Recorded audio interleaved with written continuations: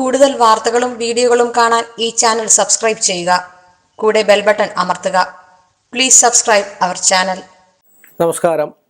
എല്ലാ മാന്യ ജ്യോതിഷ വിശ്വാസികൾക്കും ജ്യോതിഷ പങ്ക്തിയിലേക്ക് സ്വാഗതം. ഇന്ന് നമ്മൾ പറയാൻ പോകുന്നത് ഞാൻ വിവാഹ സംബന്ധമായിട്ട് ഉള്ള അല്ലെങ്കിൽ വിവാഹത്തിന് മുമ്പുള്ള പരസ്ത്രീ, നമ്മളെ പരസ്ത്രീ ശക്തനോ പരസ്ത്രീ ബന്ധങ്ങളോ പരപുരുഷ ബന്ധങ്ങളോ ഉണ്ടാകാനുള്ള സാധ്യതയുള്ള ഗ്രഹനിലയുടെ അവസ്ഥയാണ് പറയുന്നത്. കാരണം എന്താണെന്ന് ചോദിച്ചാൽ ലഗ്നാലും ചന്ദ്രാലും ശുക്രാലുമാണ് നമ്മുടെ വിവാഹവും ദാമ്പത്യ ബന്ധവും മറ്റു കാര്യങ്ങളും ഒക്കെ നിൽക്കുന്നതായിട്ടുള്ളൊരവസ്ഥ.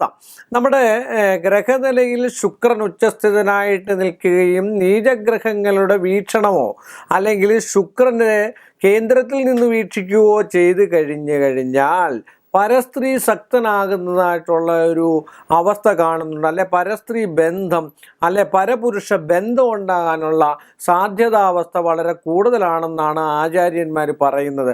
പക്ഷേ എന്നാൽ വിവാഹം കഴിഞ്ഞിട്ടോ വിവാഹത്തിന് മുമ്പോ ഭാര്യയോടോ അല്ലെങ്കിൽ അച്ഛനമ്മമാരോടോ ഇഷ്ടമില്ലാഞ്ഞിട്ടല്ലാത്തൊരവസ്ഥാന്തരത്തിലാണ് ഇതൊക്കെ സംഭവിക്കുന്നത് വിചാരിക്കേണ്ട. ഭാര്യയോട് ഭയങ്കര സ്നേഹവും ഇഷ്ടവും പ്രേമവും ഒക്കെ കാണും എങ്കിൽ തന്നെയും ശാരീരികാവസ്ഥയിലും മാനസികാവസ്ഥയിലും മറ്റൊരു പുരുഷനെയോ മറ്റൊരു സ്ത്രീയോ പ്രാപിക്കുന്നതായിട്ടുള്ളൊരു അവസ്ഥാന്തരം കൂടെ നമ്മൾ കാണപ്പെടുന്നുണ്ട്. അങ്ങനെയുള്ള ആൾക്കാരാണ് ചന്ദ്രാലേഴിൽ രാഹു, കേതു, നീചഗ്രഹങ്ങളുടെ ദൃഷ്ടി ഇതൊക്കെ വരുമ്പോൾ വിവാഹബന്ധത്തിന് മുമ്പുള്ള പരസ്ത്രീ ബന്ധങ്ങളും വിവാഹശേഷമുള്ള പരസ്ത്രീ ബന്ധത്തിനും ഒക്കെ കാരണാവസ്ഥയാകുന്നതും ചില ദുർമാന്ത്രികത്തിലൂടെയും ഇങ്ങനെയുള്ള ഒരു അവസ്ഥാന്തരങ്ങളും കാര്യങ്ങളും വിളിച്ചുകൊല്ലി പ്രാർത്ഥനകളിലൂടെയും ഒക്കെ ഉണ്ടാകാനുള്ള സാധ്യതാവസ്ഥയുണ്ട്.